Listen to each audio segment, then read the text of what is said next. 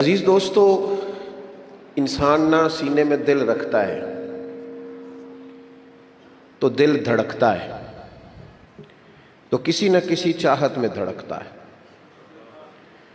وہ کسی نے کہا تھا کہ درد اگرچہ جان گزل ہے، کیا کروں دل ہے۔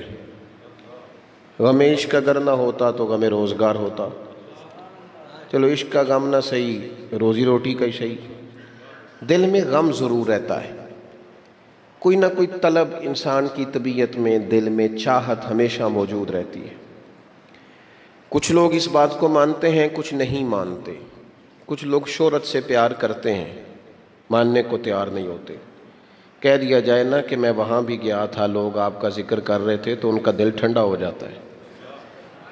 کچھ لوگ تعریف سے محبت کرتے ہیں، اللہ معاف کرے، جب تک کوئی دو چار لوگ خوشامد نہ کریں ان کی طبیعت ٹھیک ہی نہیں رہتی۔ کچھ لوگ اللہ ماشاءاللہ پیسوں سے پیار کرتے ہیں، پیسے نہ ہو تو بیمار بیمار سے لگتے ہیں، اور جیب بھری ہو تو صحت بھی ان کی۔ ہم مختلف چاہتوں، مختلف محبتوں میں گرفتار ہوتے ہیں۔ بعض محبتیں بڑا نقصان کرتی ہیں، انسان کے باطن کو اجاڑ دیتی ہیں، اس کی روح کو میلا کچیلا کر دیتی ہیں، اس کے روحانی مسائل میں نہایت نقصان دہ ثابت ہوتی ہیں۔ نبی پاک صلی اللہ تعالی علیہ وسلم کی حدیث، اس پر نبی پاک علیہ السلام نے فرمایا، دنیا کی محبت یعنی ہرس کے ساتھ ہو، لالچ کے ساتھ ہو، جائز ناجائز کی پرواہ کے بغیر ہو، دنیا کی محبت، مال دنیا کی محبت، حضور فرماتے ہیں یہ ہر برائی کی جڑ ہے۔ جب کسی شخص کو پیار ہو جائے کہ میں نے پیسے ہی جمع کرنے ہیں، دولت اکٹھی کرنی ہے، مال ہی جمع کرنے ہیں، جب اس کا یہ ذہن بن جائے تو پھر وہ کسی چیز کی پرواہ نہیں کرتا۔ اسے حقوق ضائع ہوتے نظر آئیں تو ہوتے رہیں، یتیموں کا مال ہے کہ غریبوں کا مال ہے کہ زکوٰۃ کا مال ہے کہ خیرات کا مال ہے کہ کس چیز کا مال ہے، کسی شرعی پابندی کا لوگ خیال نہیں کرتے۔ غلبہ جو کر گئی دنیا کی محبت، یہ دنیا کی محبت جس طرح ہر بیماری کی جڑ ہے، نقصان کرتی ہے۔ ہمیں اپنے آپ سے پوچھنا چاہیے، سوال کرنا چاہیے کہ دل کیا چاہتا ہے دراصل۔ یہ سینے میں ہے، دھڑکتا ہے، تو بنیادی طور پر صبح سے شام تک اس کی طلب کیا ہے، اس کی چاہت کیا ہے، یہ ہمیں دیکھنا چاہیے نا۔ جس طرح دنیا کی محبت تباہی پیدا کرتی ہے نا، اسی طرح اگر محبت ہو جائے نا اللہ رسول سے، رب رسول سے ہو جائے پیار، تو بھوک بھی بڑا ہی مزہ دیتی ہے۔ اللہ رسول سے ہو جائے پیار تو ان کی طرف سے آنے والے سکھ جتنی لذت دیتے ہیں، دکھ بھی اتنا ہی مزہ دیتے ہیں۔ اور درویش کہتے ہیں، دکھ قبول محمد بخشا، بس راضی رہن پیارے۔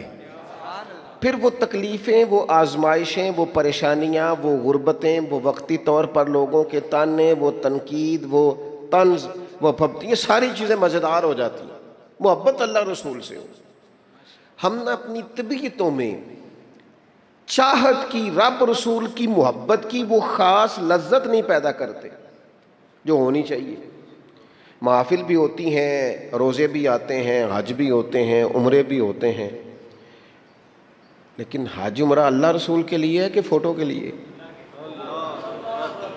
محفل اللہ رسول کے لیے یا فرنٹ سیٹ کے لیے؟ رب رسول کی تعریف ہوگی یا 15-20 لوگوں کی لسٹ پہلے پڑھ کے سنائی جائے گی کہ فلانا بھی مہمان خصوصی ہے، فلانے کی زیر نگرانی ہے، فلانا بھی آیا ہے، فلانے بھی کہا تھا کہ ذرا بھائی، جب تک اس میں غلبہ، یہ ایک بڑی سادی سی بات ہے، اور یہ اہم سبق ہے۔ دل سے پوچھ لیں پیار کسے کرتا ہے؟ اور کسی بندے کو دھوکہ دیا جا سکتا ہے، کسی کو اپنی باتوں سے متاثر کیا جا سکتا ہے، کسی آدمی کو دکھایا کچھ، بتایا کچھ جا سکتا ہے، کچھ چھپایا جا سکتا ہے۔ حضور علیہ السلام فرماتے ہیں، رب نہ تمہارا چہرہ دیکھتا ہے، نہ تمہاری جیب دیکھتا ہے، مالک تو جب دیکھتا ہے تمہارا دل ہی دیکھتا ہے۔ تو دل کی کیفیت اللہ کو پتہ ہے۔ دل بے چین اس لیے رہتے ہیں کہ یہ جو پیاس اور جو طلب کرتے ہیں وہ ہم انہیں پہنچاتے نہیں۔ دل بے قرار اس لیے رہتے ہیں کہ یہ رب اور رسول کی محبت سے ٹھنڈے ہوں گے، ہم ادھر ادھر کی چاہتے لیے پھرتے ہیں۔ ان کے اندر بے قراری اس لیے ہے کہ ہم نے امیدیں لوگوں سے وابستہ کر لی ہیں، جو لوگوں سے نہیں کرنی چاہیے تھی، اللہ رسول سے کرنی چاہیے۔ ہم نے اسباب کو اختیار کرنا ہے، بھروسہ اسباب پر نہیں، بھروسہ تو اللہ تعالیٰ پہ کرنا ہے۔ تو جب تک دیکھیں نا قرآن مجید نے کیا کہا، قرآن مجید نے کہا والذین آمنوا اشد حبا للہ، فرمایا وہ لوگ جو ایمان لے آئے وہ اپنے رب سے شدید محبت کرتے ہیں،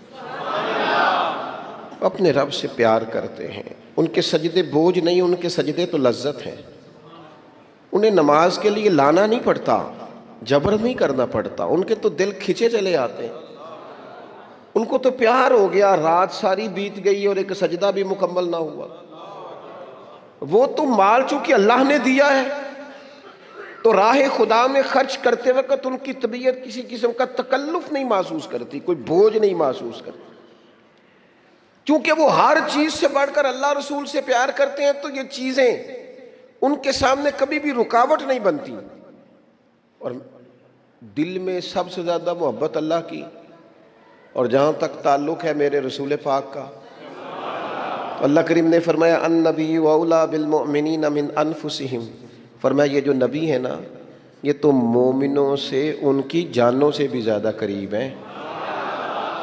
تو ہر وقت دل کی دھڑکنوں میں، روح کی ٹھنڈک میں، قلب میں، دل میں، روح میں، ذہن میں جو چیز ہر وقت سمائی ہے نا مومنوں کے، وہ رسول پاک کی ذات ہے۔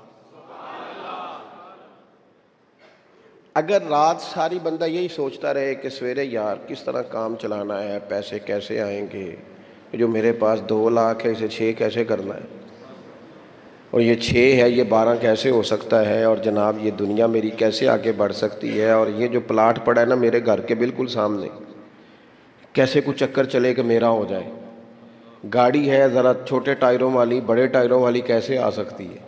اگر 24 گھنٹے منصوبہ بندی، دنیا حاصل کرنے سے دین منع تھوڑا کرتا ہے، حضور نے تو فرمایا محنت کر کے کمائی کرنے والا اللہ کا دوست ہے، منع نہیں ہے، لیکن ہر وقت اسی گنتی میں رہنا، اسی کے شمار میں رہنا، الجھ جانا، اور جو اصل چیز تھی اس کو چھوڑ جانا۔ ہم نا نیکی کرتے ہیں، مومن ہوتے ہیں، لیکن اس کی لذت نہیں پاتے۔ یعنی اگر نماز پڑھ کے بھی بندہ قرار نہ حاصل کرے، اگر وہ خیرات کر کے بھی اس کی ٹھنڈک نہ محسوس کرے، مسجد آ کے، محفل کرا کے، محفل میں بیٹھ کے، پھر بھی اس سے کوئی روحانیت نہ پا سکے، اس نے 20 علماء سنے، اس نے درجنوں خطباء سنے، اس نے ساری زندگی گزار دی، لیکن اس کے دل کی کیفیت ہی نہ بدلی، وہ لذت خاص ہی اسے نصیب نہ ہو، تو پھر اسے سوچنا چاہیے نا کہ دل میں نا اللہ تعالیٰ نے نا ہر چیز 2 بنائی ہے، ہونٹ 2، آنکھیں 2، کان 2، ہاتھ 2، پیر، دل اللہ نے ایک ہی بنایا۔ یہ نہیں ہو سکتا کہ چلو ایک طرف مجھے رکھ لو ایک طرف کسی اور کو رکھ لو، دل ہی ایک بنایا ہے۔ وہ کہتا ہے بس دل ایک ہے تو رب رسول ہی رہیں گے، اس میں ادھر ادھر کی چاہتے نہ لے آنا، جب تک دل کے اندر پوری طور پر اللہ رسول کی، بخاری مسلم میں حدیث ہے، نبی پاک علیہ الصلوۃ والسلام نے فرمایا اگر تم چاہتے ہو نا تمہیں ایمان کی لذت نصیب ہو، آپ زیادہ غور کریں میری بات پر، ایک ہے کھانا، ایک ہے مزیدار کھانا، ایک ہے مومن ہونا، اور ایک ہے مومن ہونے کا مزہ آنا، لذت نصیب ہونا کہ میں صاحب ایمان ہوں۔ فرمایا اگر تم چاہتے ہو کہ تمہیں ایمان کی لذت نصیب ہو، یہ حدیث آپ نے بھولنی نہیں، بخاری مسلم میں، اگر چاہتے ہو کہ ایمان کی لذت نصیب ہو تو 3 کام کرو۔ یا رسول اللہ صلی اللہ تعالی علیہ وسلم کون کون سے؟ حضور فرمانے لگے پہلا کام یہ کرو کہ ہر چیز سے بڑھ کر اللہ رسول سے محبت کرو۔ لیکن یہ نیرا نعرہ نہیں لگانا، یہ غور کرنا ہے، پیسوں پر اچھی طرح غور کر کے سوچ لینا ہے کہ پیسے زیادہ پیارے ہیں کہ اللہ رسول، یہ غور کر لینا۔ یہ جو جھوٹی انا کے بت بنائے ہوئے نا، میری عزت، میری برادری، میری افسری، میرا قبیلہ، میری کرسی، یہ غور کر لینا کہ کرسیاں زیادہ پیاری ہیں، اقتدار زیادہ پیارا ہے کہ اللہ رسول۔ ایک طرف رسول اللہ کی شریعت، اور ایک طرف تیری برادری کے رسم و رواج، لیکن شادی والے دن رسم و رواج جیت گئے. کدھر گئی تیری محبت رسول؟ وہ صرف محفل والے دن تھی، ربیع الاول شریف میں تھی. ہم تو دیندار سمجھتے ہی اس کو ہیں جس کے گھر میں شادی ہو تو پتہ چلتا ہے کتنا دیندار ہے. محفل میں تو سارے دیندار ہوتے ہیں. یہ تو پتہ ہی تب چلتا ہے جب کسی کا انتقال ہو جائے یا گھر میں کوئی خوشی آئے کہ اب یہ کتنا دیندار ہے. اب پتہ چلے گا. مسجد میں تو سارے دیندار ہیں. فرمایا اگر چاہتے ہو کہ لذت ایمان نصیب ہو تو ہر چیز سے بڑھ کر اللہ رسول سے پیار کرو. اور دوسرا فرمایا جس سے بھی پیار کرو نا اللہ رسول کی رضا کے لیے کرو. شکریہ کا تکلف بھی چھوڑ دو. وہ میرا احسان مانے گا یہ بھی چھوڑ دو، میری تعریف کرے گا یہ بھی چھوڑ دو. فقط اللہ رسول کی رضا کے لیے رشتے بنانے شروع کرو، مومن ہونے کا مزہ آئے گا. جتنے ہم شکوے کرتے ہیں نا رشتہ داروں کے، بھائیوں کے، قبیلوں کے، برادریوں کے، یہ سارے ختم ہو جائیں اگر ہم محبت اللہ رسول کی وجہ سے کرنی شروع کر دیں. اگر بنیاد اللہ رسول کی رضا ہو تو ہماری طبیعتوں میں کسی کے لیے نفرت پیدا نہ ہو، بے ادبی پیدا نہ ہو، کوئی ایسا ماحول نہ ہے. کیوں کہ ہم ڈائریکٹ پیار ہی نہیں کرتے. ہم جس سے بھی پیار کرتے ہیں درمیان میں رب و رسول کو رکھ کے کرتے ہیں. اور حضور فرماتے ہیں قیامت کے دن رب اعلان کرے گا، اللہ فرمائے گا وہ کہاں ہیں جو دنیا میں میری رضا کے لیے آپس میں پیار کرتے تھے. یا اللہ کیا ملنے والا ہے؟ اللہ فرمائے گا آج میرے عرش کے سائے کے علاوہ سایہ کوئی نہیں. جو دنیا میں میری رضا کے لیے آپس میں پیار کرتے تھے انہیں آج میں اپنے عرش کا سایہ عطا کروں گا. تو اگر ایمان کی لذت چاہتے ہو، ایک تو ہر چیز سے بڑھ کے اللہ رسول سے پیار کریں، ایک جس سے بھی پیار کریں اللہ رسول کے لیے کریں، اور دوسرا فرمایا مومن ہونے کے بعد، کلمہ نصیب ہونے کے بعد، ایماندار ہونے کے بعد کفر کی طرف جانا اتنا ناپسند کریں، اتنا ناپسند کریں جتنا کوئی آگ میں جانا ناپسند کرتا ہے. اتنا ناپسند کریں. اگر یہ ذہن بن گیا پھر لذت نصیب. میں آپ سے عرض کروں میرے عزیزو، ہم نا تھکی تھکی سی زندگی گزارتے ہیں، بور سا وقت گزارتے ہیں، الجھے ذہن رہتے ہیں، بکھری بکھری سوچیں رہتی ہیں، ٹوٹے خیالات، پختگی نہیں باتوں میں، مضبوط نہیں افکار. کسی نے مشورہ دیا تو 10 منٹ کچھ اور سوچ لیا، اگلے سے بات کی تو پھر پچھلے کی بات ختم ہو گئی. اپنی زندگی میں مضبوطی نہیں. او خدا کے بندو، ہمیں تو ایک سادہ سا اسلوب دے دیا گیا ہے کہ تم ہر چیز سے بڑھ کے رسول پاک سے محبت کرو.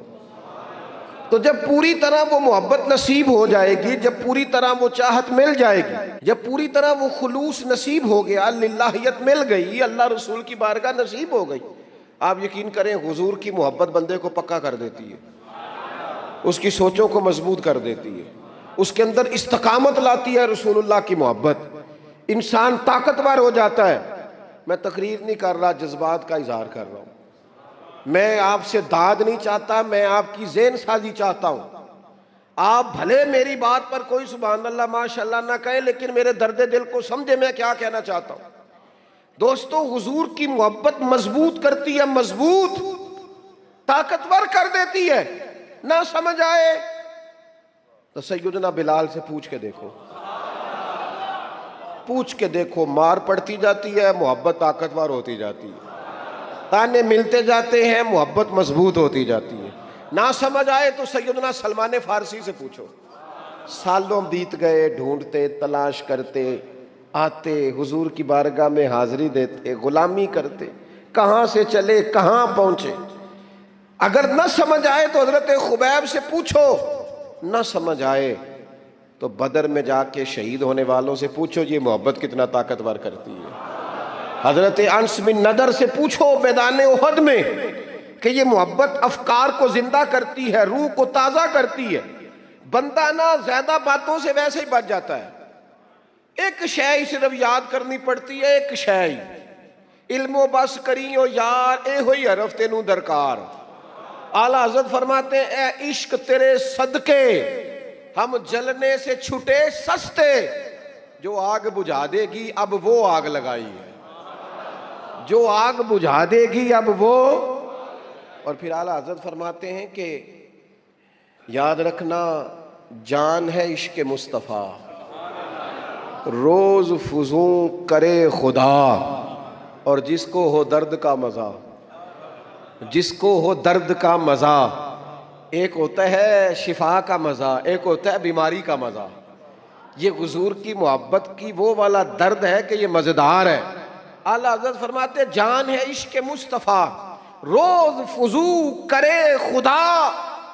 او لوگو جس کو ہو درد کا مزہ، وہ ناز دوا اٹھائے کیوں، اور پھر کے گلی گلی تباہ ہم ٹھوکریں سب کی کھائیں کیوں، اور دل کو جو عقل دے خدا تو تیری گلی سے جائے کیوں. دل کو جو عقل دے خدا تو تیری گلی سے جائیں کیوں. صحابی بیٹھے ہیں نا نبی پاک کی بارگاہ میں، اور دیر سے بیٹھے اور جم کے بیٹھے، بٹھا کے اپنے محبوب کو اپنے پہلو میں. جو لوگ کچھ نہیں کرتے وہ بھی کمال ہی کرتے ہیں. دیر سے بیٹھے اور بیٹھے تو نبی کریم نے فرمایا جاؤ کوئی کام بھی کرو.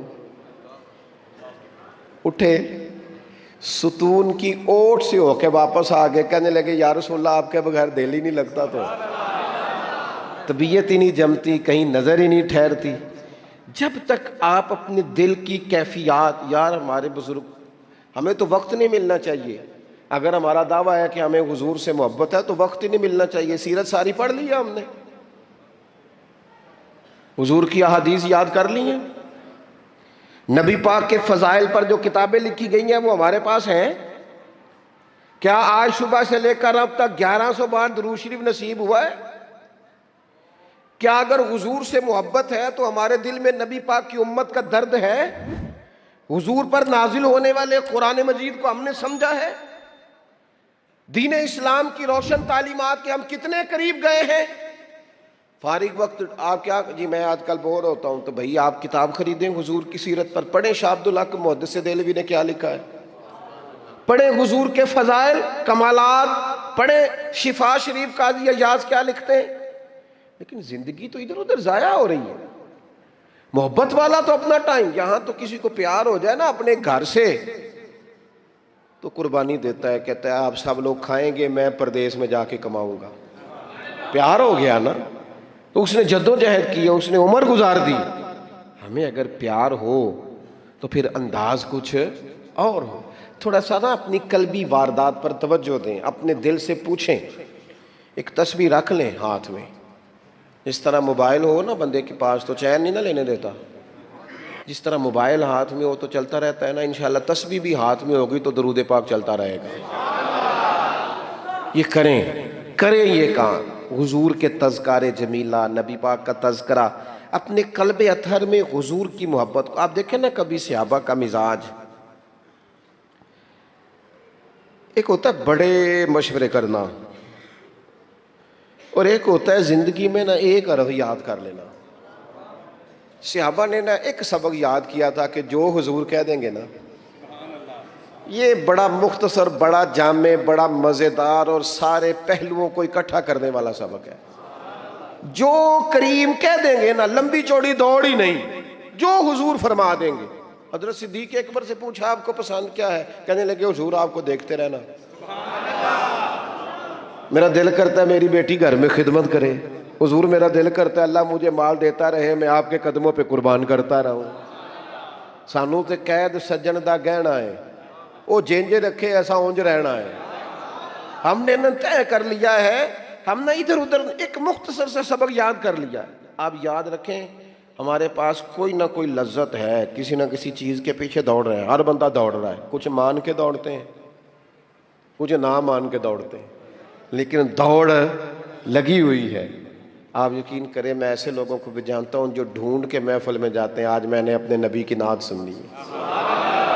میں ایسے لوگوں کو بھی جانتا ہوں جن کو کتاب مل جائے نا ٹائٹل پہ لکھا ہو حضور کا تذکرہ، دوڑ کے خرید لیتے ہیں.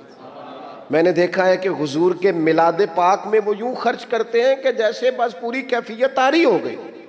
نبی پاک کی نسبت جہاں نظر آئی، حضور کے اصحاب کی بات آئی یا اولاد کی بات آئی، امت کے اولیاء کی بات آئی یا علماء کی بات آئی؟ دین کے طلباء جو مدرسوں میں پڑھتے ہیں ان کی بات، جہاں جہاں ذکر آیا ہم نے نہ کبھی قطرے پہ غور کیا اور نہ دریا دیکھا، بس جہاں تیری جھلک دیکھی وہیں ڈوب گئے۔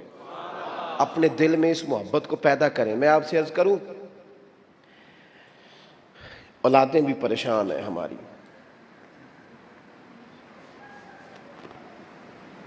ہم نے بچوں کو پیسے دیے ہیں، ٹائم نہیں دیا،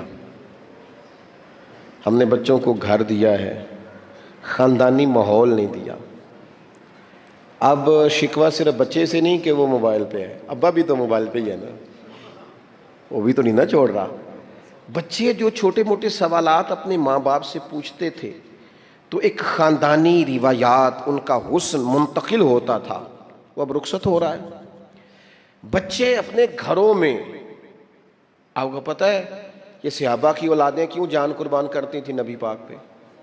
انہوں نے گھر میں جو دیکھا تھا نا اپنے ماں باپ کو کرتے، تو وہ تیار تھے، ایک سے ایک بڑھ کر تھا۔ حضرت عمر بن جموح جنگ میں آئے تو چاروں بیٹوں سمیت آئے، اولادیں ساتھ آئیں ان کی۔ کیوں؟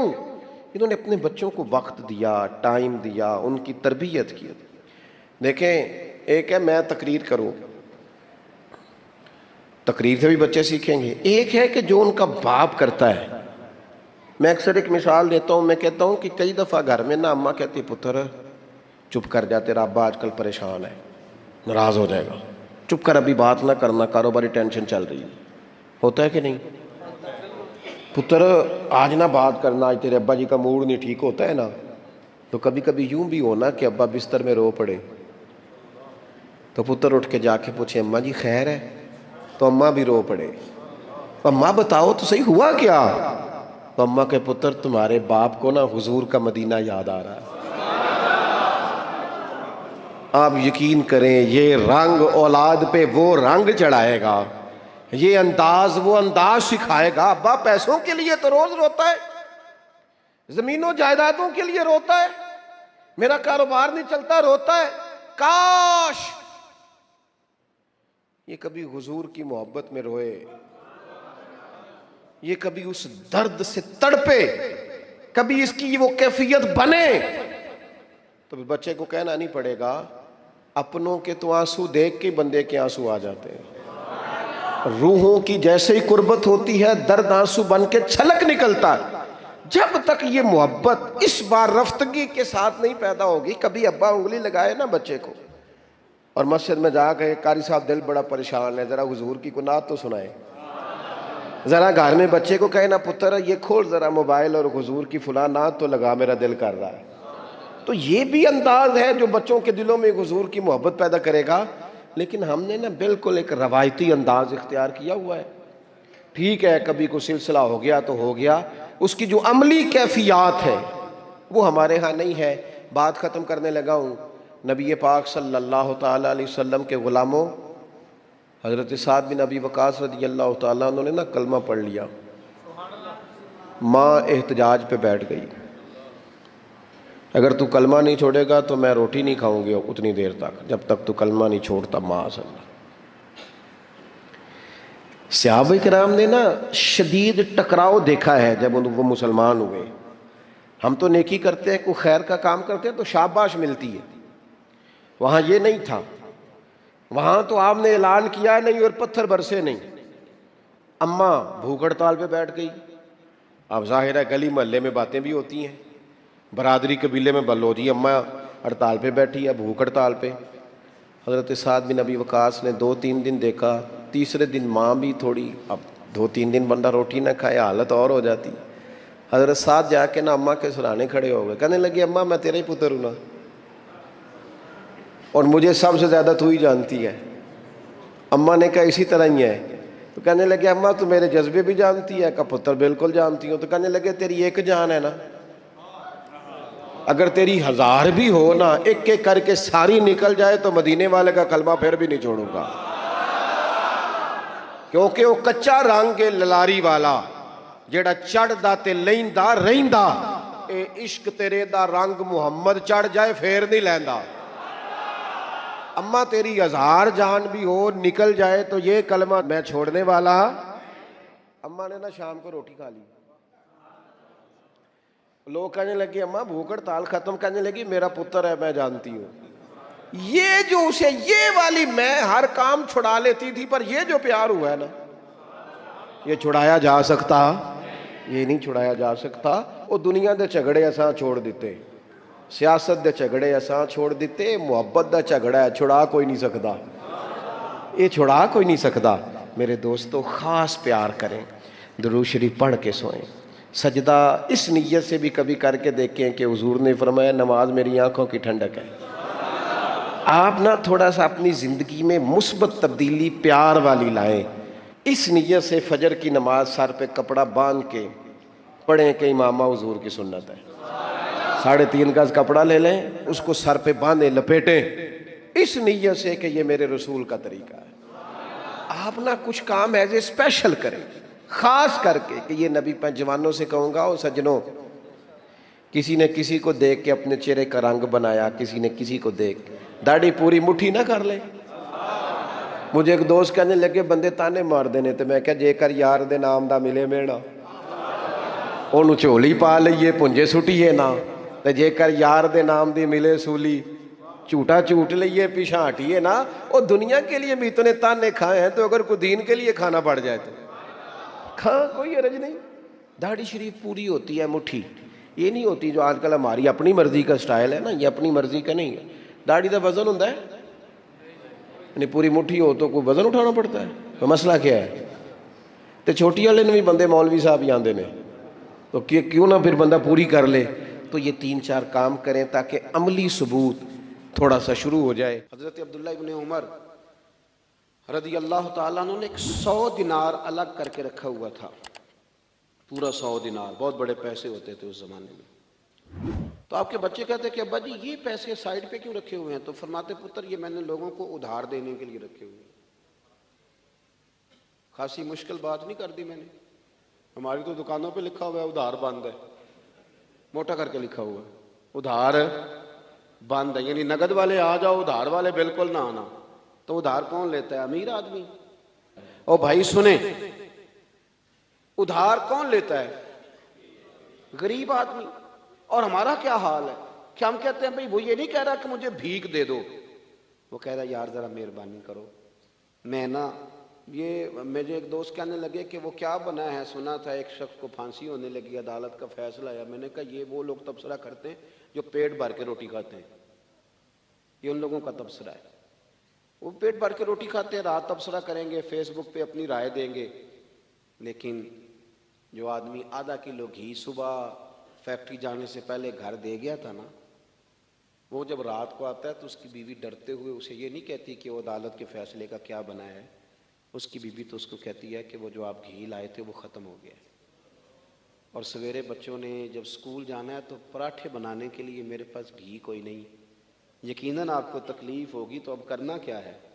तो मेरे भाई उनको कहाँ तबसरा याद रहता है कि आज नई बात क्या हुई है, तो कोई नई खबर सुनाओ तो और फिर सुनाओ तो कोई नवी ताज़ी, ये बातें तो उनको याद रहती हैं जो पेट भर के खाते हैं, जिनको फिर कोई फिक्र नहीं। उन लोगों के ये काम है, वो करेंगे सियासी तबसरे।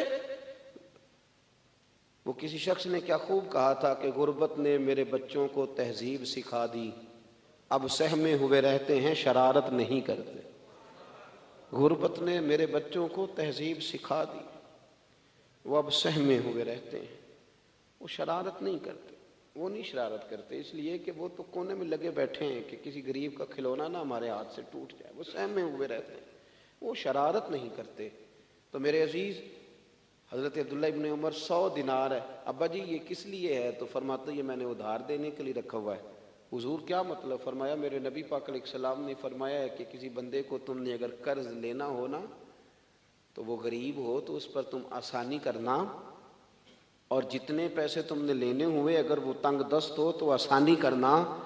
फरमाया जितने पैसे तुमने लेने हुए, जितने दिन गुजर गए, अल्लाह रोज़ाना उतने पैसे सदका करने का तुम्हें सवाब अता फरमाएगा। तो मैंने ये गरीबों की मदद के लिए रखे हुए हैं। कोई गरीब ले जाता है, अपना काम चला लेता है, फिर वो वापस कर देता है तो मैं किसी नए को दे देता हूँ, तो अपना काम चला लेता है। यारो हाँ, कुछ लोग ऐसे होते हैं जिनके जनाजों पे लोग आके बताते हैं, जनाजों पे आके बताते हैं कि जब मेरी बेटी की शादी थी तो ये बाबा रात की तन्हाई में आया था, جنازوں میں آ کے لوگ بتاتے ہیں کہ ہاں فلانی سردیوں میں جب میرے کپڑے میرے پاس موجود نہیں تھے تو یہ آیا تھا مجھے جوڑا دینے. اور پھر لوگ بہت بڑے پروفیسر لیکچرار عالم فاضل آ کے بتاتے ہیں کہ میرے پاس کتابوں کے پیسے کوئی نہیں ہوتے تھے، پر یہ مرد کلندر تھا جو ہر امتحان سے پہلے آتا تھا اور آ کے مجھے کہتا تھا کہ یہ پیسے رکھ لو، کوئی نہیں میں لے لوں گا واپس، ہو جائے. یار آپ کسی کو آسانی دینے کا ارادہ تو کریں. مسلم شریف کی حدیث ہے، میرے رسول کریم سید عالم صلی اللہ تعالیٰ علیہ وسلم نے ارشاد فرمایا کہ تاجر قیامت میں اللہ کی بارگاہ میں کھڑا کیا جائے گا تو اللہ فرمائے گا جاؤ میں نے تمہیں جنت دے دی، جاؤ جنت میں. تو پتہ تو سارا ہے نا سردار نے کیتیاں. تو وہ اللہ کے حضور حاضر ہو کے عرض کرے گا مالک میں تو اپنی خطائیں جانتا ہوں کتنی زیادہ ہیں، اللہ میں تو مستحق نہیں تھا، تو میرے مالک یہ جو کرم ہوا ہے اس کا سبب پوچھ سکتا ہوں؟ سبب کیا ہے اس کرم کا، اس رحمت کا؟ تو رب کریم ارشاد فرمائیں گے کہ جب تم نے دکان پہ جو سیل مین رکھے ہوئے تھے، جب تم ان کو بھیجتے تھے لوگوں سے پیسے لانے کے لیے، کیا ریکوری کرنا کہتے ہیں کہ گرائی بھی عقید ہے، تو وہ جب تم بھیجتے تھے لوگوں کو تو کیا کہہ کے بھیجتے تھے؟ ذرا بتاؤ تو صحیح. تاجر ہے، سادہ آدمی ہے، تو وہ کہتا ہے اللہ میرے دل میں تیرے بندوں کا بڑا خیال تھا تو میں یہ کہہ کے بھیجا کرتا تھا کہ جس کے پاس ہوئے اسے لے لینا، اور جو تنگ دست ہوا نا اسے تنگ نہ کرنا، اگلی دفعہ لے لیں گے. تو رب کریم فرمائے گا تو میرے بندوں پہ آسانیاں کرتا تھا تو میں تیرے اوپر آسانی نہ کروں؟ یہ مسلم شریف کی حدیث ہے، میں آسانی نہ کروں؟ وہ تیرا یہ لفظ کہ جو تنگ دست ہے اسے وسعت دے دو، کوئی نہیں کل پرسوں ترسوں آ جائے گے. فرمایا بس اسی کی برکت سے آج میں نے تجھے جنت دینے کا ارادہ کر لیا. میں کبھی کبھی محسوس کرتا ہوں ہمارے احساسات میں تیزی کے ساتھ تنگی آئی ہے، سوچ کا دائرہ کار محدود ہوا ہے، محدود. یہ ہم تھوڑے سے مذہبی لوگ ہیں نا، ہر آدمی کا اپنا شعبہ ہوتا ہے، آپ کا بھی شعبہ ہوگا. لوگ کہتے ہیں حضرت جی ٹائم دے دیں، سیالکوٹ میں فلانی جگہ پہ محفل کرنی ہے، تو میں کہتا ہوں کہ یار وہاں محفل ہوتی ہے وہیں آ جانا. کہتے نہیں ہم نے اپنی کرنی ہے. تو میں کہتا ہوں وہ کس کی ہے؟ یعنی وہ جو آپ نے اپنی کرنی ہے، یعنی اس مسجد میں آپ آئے تھے تو اب آپ اس مسجد میں بھی آئیں.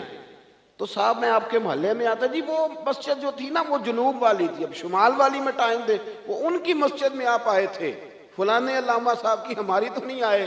اور میں نے کہا یار بس کرو، مسجدیں بھی اب تقسیم ہونے لگ گئی ہیں، یہ بھی تقسیم ہوگی کہ وہ اس کی ہے اور یہ اس کی ہے. یعنی آپ اندازہ کریں کہ ہماری یہ سوچ ہے کہ اس میں بھی کہیں کوئی ایسا عنصر نہ ہو کہ کوئی اجتماعیت کہیں نظر آ جائے. اور یار ایسے تو نہ کرو. یہ ایک مذہبی اجتماع ہوتا ہے، اس کے اندر بھی لوگ کہتے ہیں کہ انتظامیہ دعوت دے گی. یہ کس کے دین کا کام ہو رہا ہے؟ اللہ اور اس کے رسول کے. تو اس کی انتظامیہ کچھ 6 بندوں پہ مشتمل ہونی چاہیے کہ ساری امت انتظامیہ ہونی چاہیے؟ لیکن ہم نے نا یہاں بھی تقسیم کر لی، یہاں بھی گروہ بندی کر لی، یہاں بھی ہمارا مزاج اور طرح کا بن گیا. اگر آپ کا دل بڑا ہو جائے، تھوڑا اللہ کے بندوں کو آسانی دے. میں کہا کرتا ہوں جنت بہت بڑی ہے میرے بھائی، مہربانی کر ذرا دوسرے کو بھی جگہ دے وہ بھی جنت میں داخل ہو جائے. وہ بڑی وسیع ہے، تو تھوڑی مہربانی کر، اتنا محدود نہ کر اس کو، تھوڑی سی نا آسانی کر. اللہ بڑا کریم ہے، جگہ دے انشاءاللہ تعالیٰ. جو کسی اور کا مرید ہے وہ بھی جنت میں جائے گا اللہ کے فضل سے، وہ بھی جائے گا، پر تھوڑی گنجائش دے، محل کے وہ بھی جائے گا. ہم نے تو بڑا محدود کر کے رکھا ہوا. میرا خیال ہے مشکل سے 25-30 لوگ ہیں اگر ہم جانے دوں اپنے محلے میں سے، باقی تو سب کے لیے ہم نے بین کر دیا. خدا را یوں نہ کریں، اس سے دقت ہوگی. داتا گانجی بخش علی حجویری رحمت اللہ تعالی علیہ کشف المعجوب میں فرماتے ہیں کہ ایک شخص نہ پہاڑ کی چوٹی پہ عبادت کرتا تھا تو لوگ اس سے ملنے کے لیے جایا کرتے تھے. تو رستے میں نا ڈھلان بڑی سخت تھی، لوگ اس کے اوپر سے جب چڑھ کے جاتے نا تو اکثر لوگ گر جاتے. اس کے دل میں ایک دن خیال آیا کہ یہ ڈھلان نہ ہوتی تو کیا ہوتا. تو رب کریم نے اس وقت کے پیغمبر علیہ السلام کو وہی فرمائی کہ اسے کہو تو میری تخلیق پہ اعتراض کرتا ہے، نہ ہوتا تو کیا ہوتا. فرمایا اسے کہہ دو کہ تیرا نام میں نے اپنے نیک بندوں کی صف سے کاٹ کر نافرمانوں کی صف میں لکھ دیا. وہ کہہ دو. اللہ کے نبی نے پیغام دیا تو وہ سجدے میں گر گیا. وہ تجھے کیا ہوا؟ کہنے لگا حضور آپ نے کہا ہے نا کہ اللہ نے میرا نام لیا ہے. میں کہاں اور میرے رب نے میرا نام لے لیا ہے. حضور چلے میں تو سمجھتا تھا میں کسی کھاتے میں نہیں، اللہ نے میرا نام لے لیا، یعنی میرا نام. اسے تو وجد ہو گیا. وہ پیغمبر کی بارگاہ میں عرض کرنے لگا حضور آپ میرا پیغام اللہ کے حضور عرض کر دیں گے؟ کہا ہاں میں کہہ دوں گا۔ تو وہ عرض کرتا ہے حضور اللہ کی بارگاہ میں یہ عرض کیجئے کہ یا اللہ میرے لیے جہنم کا فیصلہ تو ہو ہی گیا ہے، لیکن مالک میرا دل کرتا ہے کہ میرا وجود اتنا بڑا کر دے، اتنا بڑا کر دے، تو قادر ہے اتنا بڑا کر دے کہ ساری دوزخ میں ہی پورا آ جاؤں۔ اللہ میرا دل نہیں کرتا تیرا کوئی اور بندہ جہنم میں جائے۔ میری طبیعت نہیں مانتی کہ تیرے محبوبوں کا کلمہ پڑھنے والے، تیرے نبیوں کا کلمہ پڑھنے والے دوزخ میں چلے جائیں۔ اللہ تو ساری دوزخ میرا وجود بڑا کر کے نہ تو بھر دے۔ آواز قدرت آئی، نبی سے فرما دیجئے کہ یہ اگر میرے بندوں سے اتنا پیار کرتا ہے تو میں اس سے پیار نہ کروں؟ اسے کہہ دیجئے اس کے گناہ بھی بخش دیے، اسے ولیوں میں بھی شامل کر لیا، اور قیامت میں یہ جس جس کی سفارش کرے گا اللہ سب کو جنت عطا کر دے گا۔ پر یہ ہے کہ پروگرام ہی نہیں ہے۔ اتنی محدود سوچ، تھوڑا تھوڑا پیار کریں، تھوڑی تھوڑی محبتوں میں وسعت لائیں، آپ تھوڑا شوق جواں کریں اپنا، آپ یہ مزاج بنائیں کہ مجھے اللہ کے بندوں سے محبت کرنی ہے۔ علامہ اقبال کہنے لگے خدا کے بندے تو ہیں ہزاروں اور بنوں میں پھرتے ہیں مارے مارے، میں تو اس کا بندہ بنوں گا جس کو خدا کے بندوں سے پیار ہوگا۔ اپنے مسلمان بھائی کے لیے اپنے دل کے اندر نرمی لائیں۔ لوگوں کی کمزوریاں دیکھیں گے تو آپ ایک منٹ بھی کسی کے ساتھ نہیں چل سکتے، اور یہ حال میرا بھی ہے اور آپ کا بھی ہے۔ تو اگر کوئی ہماری کمزوری دیکھ لے تو وہ چل سکتا ہے ہمارے ساتھ؟ میں اکثر کہا کرتا ہوں کہ اگر ہمارے ایپ کھول جائیں تو لوگ ہم سے ہاتھ نہ ملائیں۔ اگر ہمارے اندر کی باتیں کبھی باہر نکل آئیں تو شاید لوگ ہمیں ملک بدر کر دیں کہ تم اس قابل نہیں ہو کہ دھرتی پہ رہ سکو۔ تو یارو اتنی کمزوریوں کے باوجود اگر اللہ نے ہماری پردہ پوشی کی ہے تو چل تو بھی کسی کی کمزوری کے باوجود اس کے ساتھ نیکی کر، تو بھی اس کی کمزوری۔ میں نے ایک ہاسپٹل میں ایک نوجوان کو دیکھا، ڈاکٹروں کے آنے پر بھی لوگ خوش ہوتے ہیں۔ ایک دفعہ میں ایک ہاسپٹل میں بیٹھا تھا تو ایک نوجوان آیا، تو میں نے دیکھا کہ اسے دیکھتے ہی لوگ خوش ہونے لگے، اور کوئی علامہ صاحب نہیں، صوفی صاحب نہیں، پیر صاحب نہیں، کلین شیف آدمی ہے۔ ابھی میں نے عجیب سے اس کے احوال دیکھے، وہ کسی کو کھانا دیتا، کوئی بچہ ہوتا تو اس کو ٹافیاں دیتا، کسی کو کہتا کہ وہ تیری رپورٹ آ گئی ہے اور کچھ بھی نہیں آیا تو ایسے ہی ٹینشن لے رہا تھا، کسی کو کوئی جملہ کہہ دیتا، کسی کو کوئی جملہ کہہ دیتا۔ وہ اپنی مستی میں آیا، آ کے چلا گیا۔ تو میں نے پوچھا یہ کون ہے؟ کہنے لگے کوئی بھی نہیں، ویسے ہی اس کا شوق ہے، یہ آ جاتا ہے۔ تو میں نے کہا یہ ویسے ہی نہیں ہے، یہ اللہ کا کوئی خاص بندہ ہے۔ جو لوگ بستروں پہ مایوس پڑے ہوں وہ جس کا چہرہ دیکھ کے خوش ہو جائیں۔ میرے رسول پاک نے فرمایا ہے کہ اگر تو نے میرے کے دل میں خوشی ڈال دی تو اللہ تجھے 60 سال کی نفلی عبادت کا ثواب عطا کرے گا۔ اگر میرے مومن کے دل میں تم نے خوشی ڈال دی تو 60 سال کی نفلی عبادت، بے ریا نفلی، امام غزالی حدیث لائے، 60 سال کی نفلی عبادت کا ثواب۔